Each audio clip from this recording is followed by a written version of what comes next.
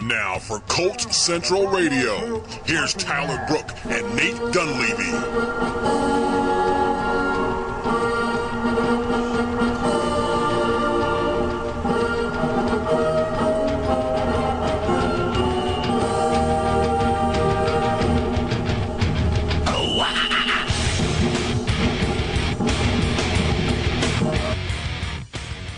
What's going on, everyone? Welcome to Colts Central Radio. My name is Tyler Brooke. I'm here once again with Nate Dunlevy. Nate, how are you doing, bud? I'm outstanding, Tyler. How you doing? I am doing good. Guys, we got a good guest today. We got Vincent Frank, the head editor at eDraft.com, and the co-host for Football Debate Central, another great program for Pro Football Central. Nate, why don't we go ahead and get started? What were your impressions from last game against the New York Giants? You know, it was an odd first half. Indianapolis really dominated. I only mention the first half because, let's face it, that's all that really matters in the second preseason game. It's how well the starters play. It really felt like Indianapolis was getting outplayed for most of that first quarter, especially. But at the end of the half, they had a rather commanding lead. The defense did a good job tightening down on things in the red zone after really getting gashed up and down the field. And then, obviously, Andrew Luck's sort of gift touchdown to Reggie Wayne was the thing of beauty. Yeah, that'll be on Reggie's career highlight reel, even though it was a preseason game. My son was watching the game with us. He's 6, and he looks at me and says, well, that's how you know that Reggie Wayne's good. And I was just like, well, that's a good way to put it, buddy. Like, that's about as simple as it gets. Well, when we're speaking about the defense, the thing I was kind of impressed with was the fluidity of the defensive line, especially interior. I think we saw a lot of nice penetration from the guys, and that was kind of nice to see from that defense that struggled so much last year. Yeah, absolutely. There were moments early on in which it looked like they were kind of getting blown off the ball and there were big gaps. But as the half wore on, they got a lot more comfortable. The defensive line was able to get more penetration. You saw some good plays, some especially on the fourth down play. A couple guys were able to break through.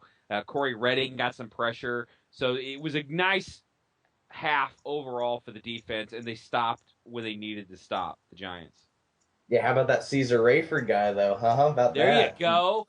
There you go. Who's ever heard of Caesar Rayford? Well, we have. Yeah, that is fantastic. It's exciting to watch. And you talk about a team that's not generating a lot of pressure on the quarterback unless David Deal's involved in the play. It was nice to see somebody getting through. He's going to be very difficult for the team to cut. Now, normally, I wouldn't make a big deal out of a guy getting a couple of pressures, a couple of sacks in the preseason, especially in the second half. But when you talk about a guy that has something that you can't coach, which is unusual size, that makes him a candidate to make the roster. If he gets a chance to block one kick this year, well, you know what? For the last guy to make your team, you'll take that.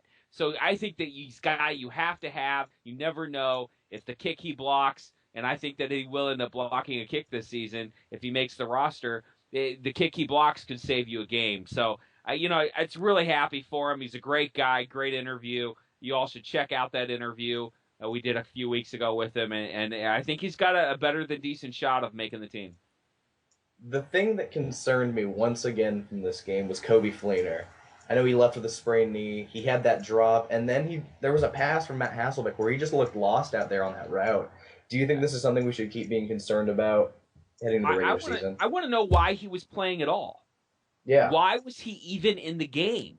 This is a guy that had a concussion last week. This is a preseason game. I don't know about you, but if I had a concussion last week, I think the last thing my doctor would tell me to do would be to suit up and play in preseason football. It doesn't make any sense for the Colts to have run him out there. Now, I'm not blaming the two obvious sort of miscues that he had on a head injury. I don't know that. But it certainly makes you wonder. He certainly didn't look 100% out there, and especially with something as serious as a head injury and as inconsequential as a preseason game, I don't know what the coaching staff was thinking running him out there. I think that was a bad choice, and I think it's the kind of move that minimized the importance of concussion protection. Yeah. It looks like Mike McGlynn is going to sit out this week. And instead of who I was expecting, Hugh Thornton, to start, it looks like it's going to be Lincoln Bach, if I'm correct. What do you think about that, Nate? Are you surprised that Hugh's not starting? I don't know that he's 100% healthy. The real issue, anytime you've got Lincoln Bach playing, it's not a good thing.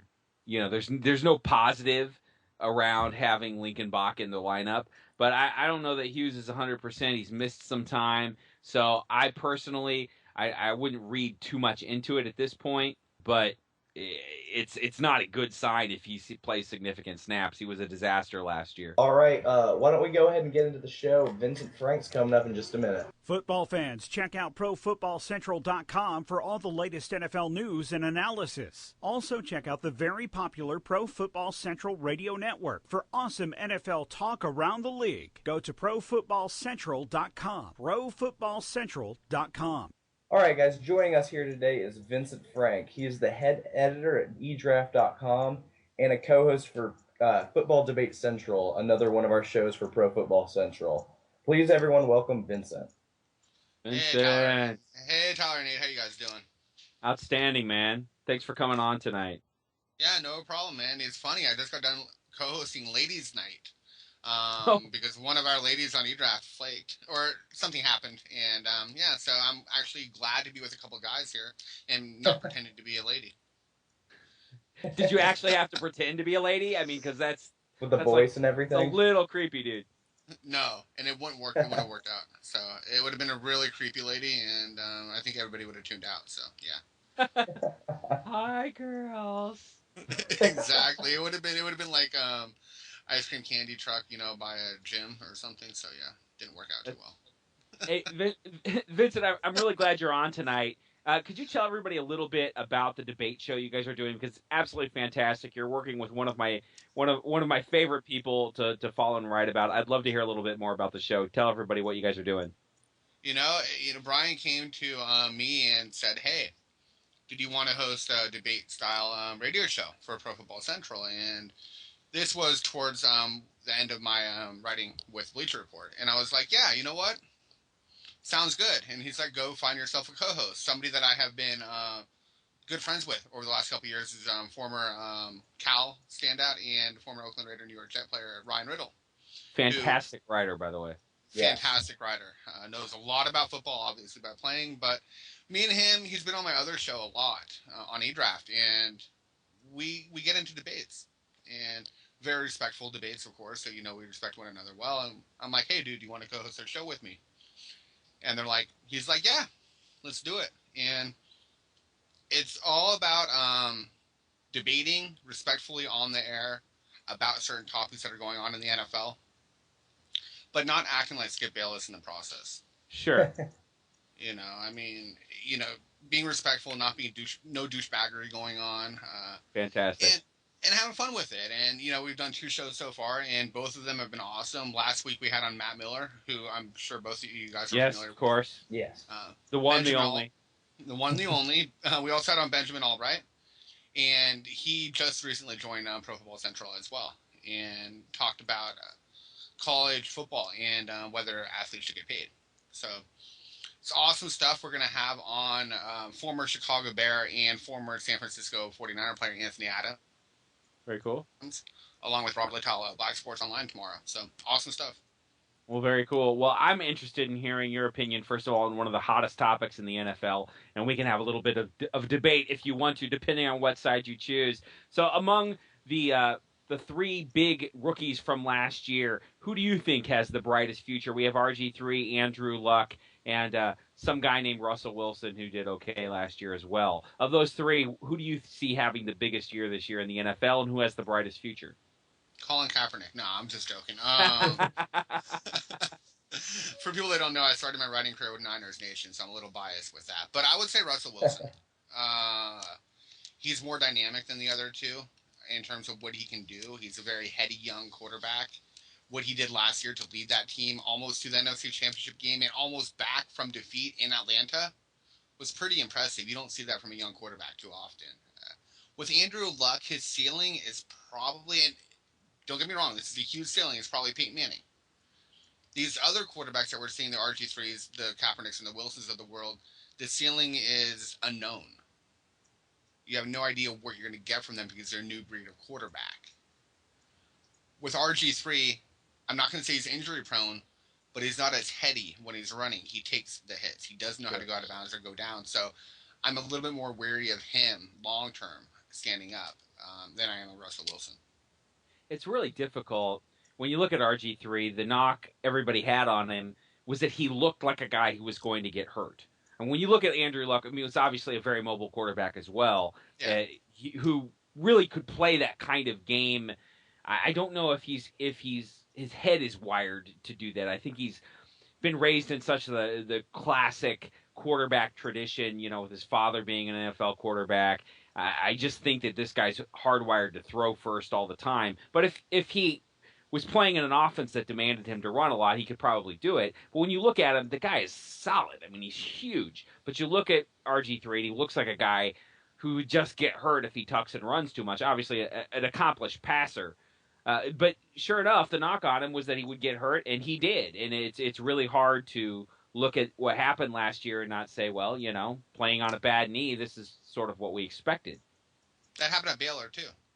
Yeah. He tore his ACL at Baylor. So it's not just a one-time thing for him. As to where Wilson knows when to get down, knows when to avoid the hit or go out of bounds, Andrew Luck is the same way. In terms of, you have to look at the ceiling when you say who's going to be the best quarterback this year and moving forward. And I personally believe that Russell Wilson's ceiling is so much higher. As to where his bottom is much lower than what we're going to see from Andrew Luck moving forward. So it's a hit or miss. 1 year doesn't mean anything in the NFL. Yes, I think I'll agree with you that Russell Wilson next year will be the better quarterback. I mean, you look at the pieces around him, and that team is built, especially on defense. The Colts right now, they're really not as talented as some of these top-tier teams. And Andrew Luck's last year had to do a lot of work to keep them and have them get them 11 wins last year. So I think, next year, I think Russell Wilson. But if the Colts can keep adding pieces throughout the future, I think Andrew Luck can be the best of all these guys 5 years from now. And you could make an argument for that, 5 years down the road, if he continues to progress. But how much better can he get? That's a big question. How much better can Russell Wilson and RG3 get? And I would probably put Wilson higher than the other two, but Luck would come in a close second with RG3 down there a bit because of the injury. T.Y. Hilton, one of my favorite young receivers in the NFL. He did drop a lot of passes last year as a rookie, but he got open. He was targeted a lot. He knows how to go up and get the ball. He knows how to break against press, and he knows how to drop underneath on the routes. To me, he reminds me of a Marvin Harrison type wide receiver, in which you can expect him to get the 100, 110 catches if you target him enough. This was actually the next question I wanted to ask you. Once Reggie Wayne leaves the Colts, even though T.Y. Hilton's a smaller player, could you see him as the Colts' number one wide receiver? Yeah, no doubt. He'll be a 1,400 yard receiver, 10-plus touchdowns. I think the issue with Hilton is going to be his hands. People compare him to Marvin mostly just because they both played in Indianapolis, and Marvin was sort of slight build, but he was 2 inches taller than Hilton. And Harrison came into the league with the best hands in the league. I mean, and people can talk about Chris Carter's hands all they want. Marvin Harrison's hands were better. They were the best hands in football for a very long time. And Hilton doesn't show that. If he can, then you're right. There's absolutely no limit to how many balls that he can catch. I mean, I guess the limit would be 142, which I think was Harrison's limit. But you've got to show that ability to not just run the routes and be fast, but actually hang on to the ball when you get it. So the biggest question is, how on earth did Indianapolis allow Donnie Avery to get 30 or 40 more targets than T.Y. Hilton last year? The 10 drops that Hilton had. He dropped, a higher percentage of the passes than any other starter, and I'm using air quotes there because he wasn't a starter, but starter quality receiver in the NFL. Yeah, but Donnie Avery had almost as many. But he was targeted more. Yeah. So if you're looking at percentages, Hilton, but percentages were there. Listen, everybody talks about Andrew Luck's lack of a completion percentage last year. A lot of that had to do with how many balls the Colts dropped. And sure. I'm not sure adding Darius Hayward-Bay to the mix is going to fix that. He needs to, this is Luck, go more towards the Kobe Fleener and the Dwayne Allen, in between the hashes, especially with Pep Hamilton as offensive coordinator. You got to realize that Luck and Fleener and Hamilton did wonders with Stanford, and they're going to move towards that type of offense. And if he can get those guys involved more and target them more, that's going to open up the outside for Hilton and Wayne this year. Hey, can I ask you a quick question about the other three teams in the AFC South, and especially looking forward draft-wise? I look at the Texans, the Jaguars, and Titans as three teams with potentially gigantic quarterback questions moving forward. We know the Texans made a big financial commitment to Matt Schaub, but given the way that he sort of flamed out last year in his age, is it ridiculous to think that they could be in the market to draft a quarterback this year? And then obviously we know Jacksonville is probably not going to be wedded to Blaine Gabbert past this year. Jake Locker is another guy. If the Titans don't win at least 8 games, there's a good chance that there's total regime change there in Tennessee. So what are the quarterback prospects for these three teams, and could the Colts be looking at the longest tenured incumbent quarterback here in another 12 to 24 months? The issue there with Houston is it gave $29.15 million guaranteed to Schaub. Oh, So if they release him after this year, that's a big cap hit, yeah. They still have to take a $9 million hit. So based on that alone, you're looking at, and I'm not comparing Schaub to Mark Sanchez, but you're looking at Mark Sanchez type of cap hit if you're going to release him. So the Texans could probably draft a quarterback this year in the first or second round and have him sit for a year. Yeah, that's what I'm thinking. As it relates to Jacksonville, I'm not going to be sold on Blaine Gabbert after 2 preseason games. Well, no, not especially when one wasn't very good. I know he had a hot game against the Jets, but he had a hot game last year against New Orleans, and all that meant was that New Orleans was about to have the worst pass defense in football, which would it shock anybody if the Jets came completely unglued and turned out to be a really terrible defense? No, it wouldn't shock anybody at all. The same thing could be said for Pittsburgh. Sure. And where Rex Grossman drove down the field against them.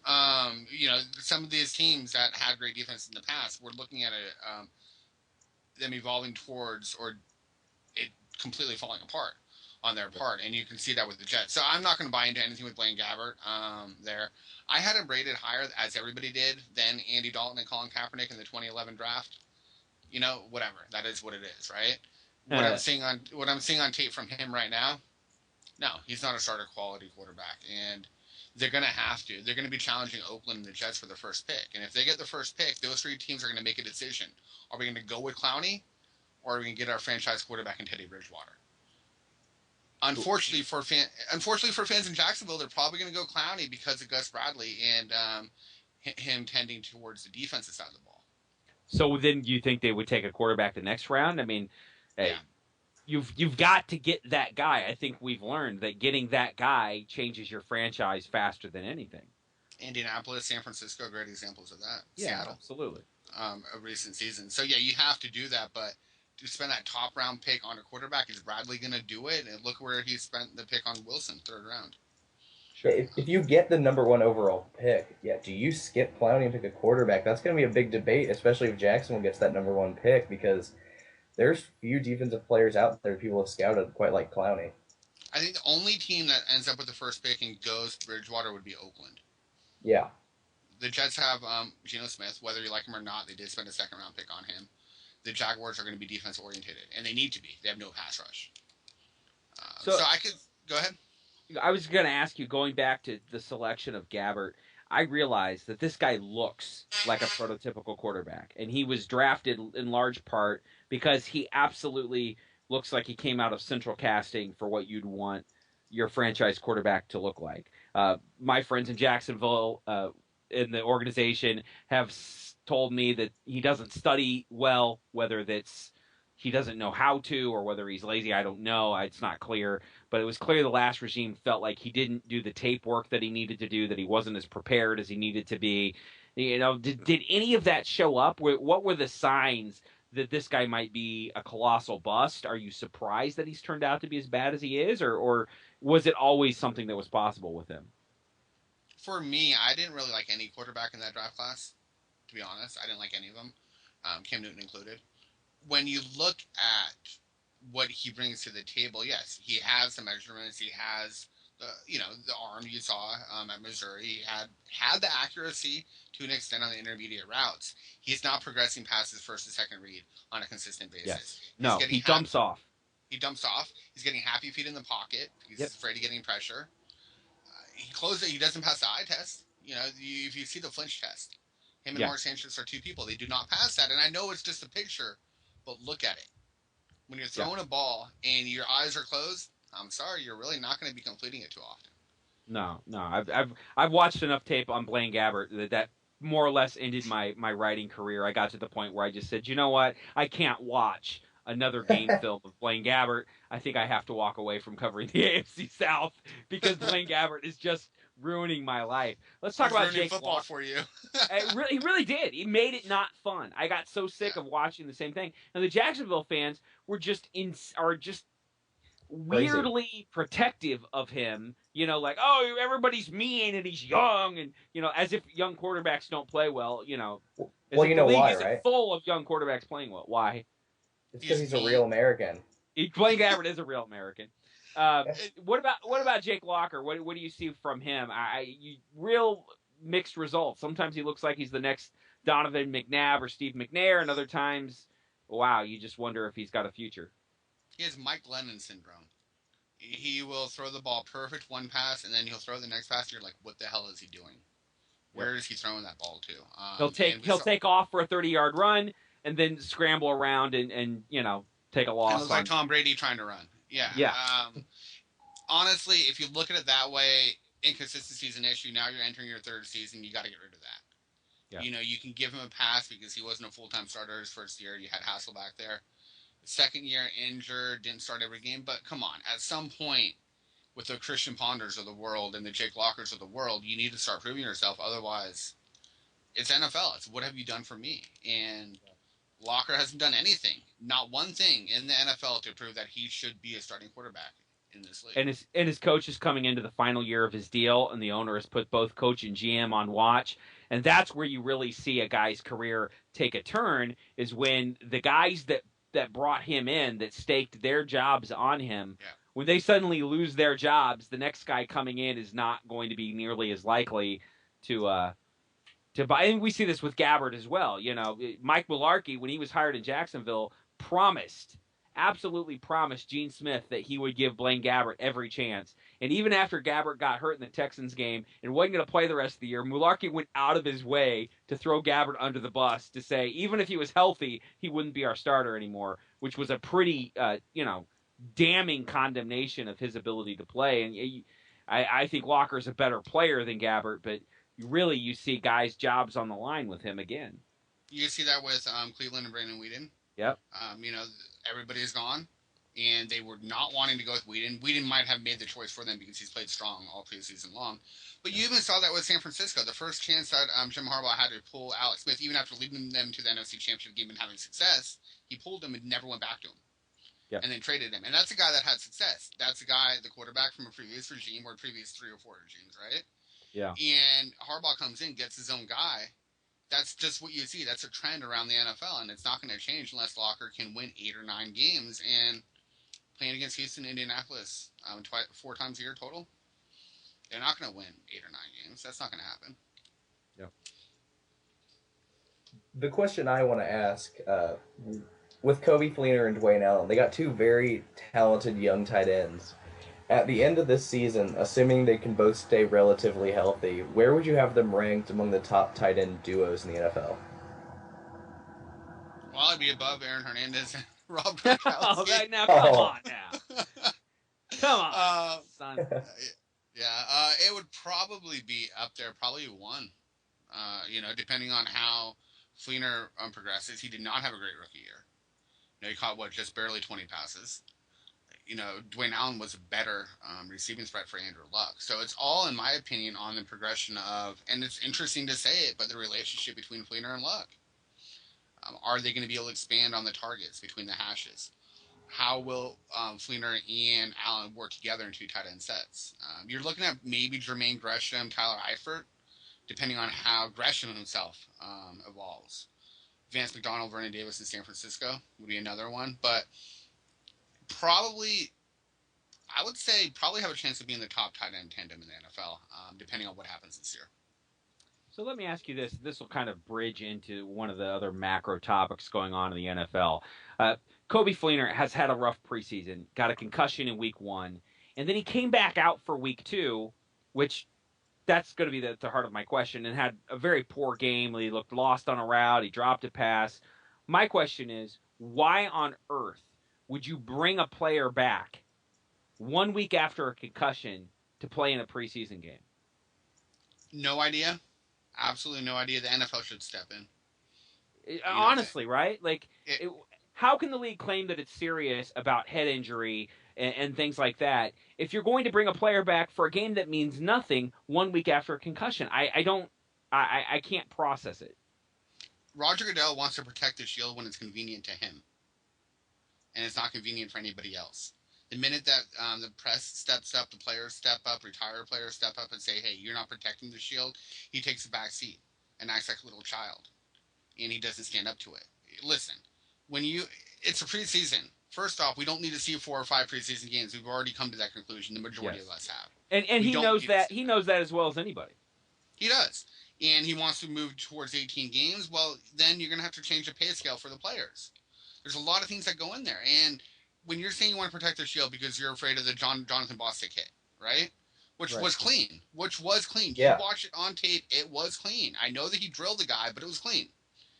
And then you're like, well, we're going to fine him because guess what? That wasn't kosher. That was against what we're trying to stand for in the NFL. You fined Goldson last year for his hit on Aaron Hernandez. Well, guess what? That was a clean hit. But you want to fine him because it makes the NFL itself look bad, like it's a sport of barbarians. And then let Coby Fleener play the week afterwards in a preseason game in August? Give me a break. It made no sense to me, and I really believe that we're moving, and I don't necessarily mean quickly this year or next year, but within 5 years, I believe we'll start seeing things like, mandatory 2 to 4 week sits after concussions. I mean, it really makes no sense to put a player who's had a head injury back on the field 7 days later. I mean, that seems objectively stupid to me. I have a hard time comprehending how you think that that's going to lead to long-term health. And I think eventually we'll see these kind of blackout periods where if a player gets a concussion, I think the league may be afraid to do it because if they start making, mandatory you have to sit windows, that they're afraid teams will be less forthright and players will be less likely to report symptoms. So you have this weird tension of, well, we really want you to report symptoms. We really want you to treat head injury seriously. But if we make any consequence to actually getting a head injury, then everyone will be scared, to be honest. And I just see it as a black hole, and I really don't know what the league's going to do. But players, at least in preseason, have to be made to sit. They do. And if you want to protect the Shield and you're telling the players that we don't want you going off and doing these PEDs, we don't want you doing this because it makes the NFL look bad. You know what else makes the NFL look bad? When Junior Seau shoots himself. Yeah, absolutely. That makes the NFL look bad. And it is up to an extent up to the players. Jabba Best getting out of the NFL. Ryan Swope retiring out before playing a game. The players need to come to the conclusion that the NFL isn't the end-all be-all. At the most, you're going to play 3 years in the NFL. Most players on average. That's where your my co-host, Ryan Riddle. Perfect example of that, right? Yep. You need to be able to plan for half of that. So to an extent, it's up to the players to recognize that, it's just a game. But if you want to be Big Brother like Roger Goodell's acting in the NFL, it's up to the NFL more than it is up to the players.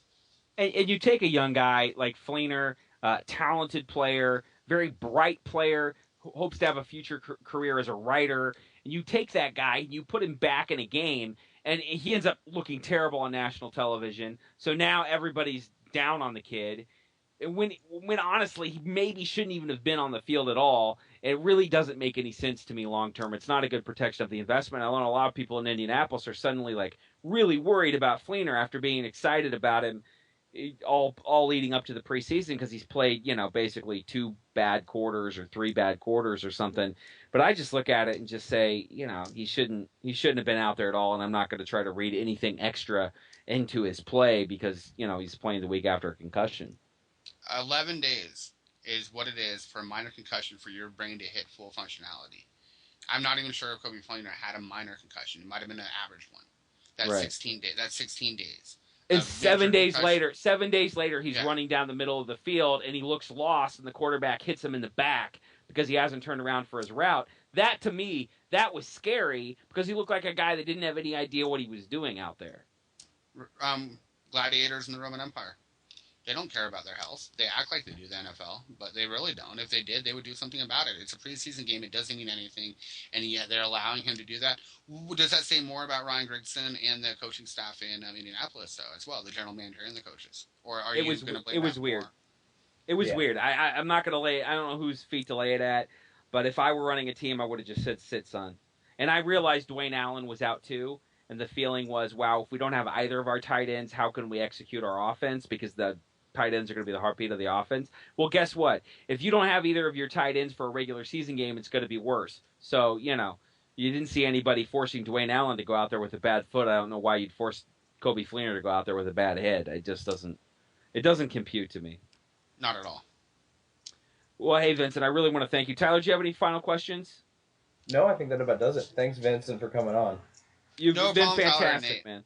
Yeah, I really do appreciate you. I really appreciate you having me on. And yeah, people definitely listen to our show tomorrow. It'll be out on Pro Football Central about 5 p.m. Eastern. So awesome stuff. I really enjoyed you guys coming on, and maybe we'll try to have you guys on our show at some point soon. Hey, anytime. And tell the people how they can find you on Twitter.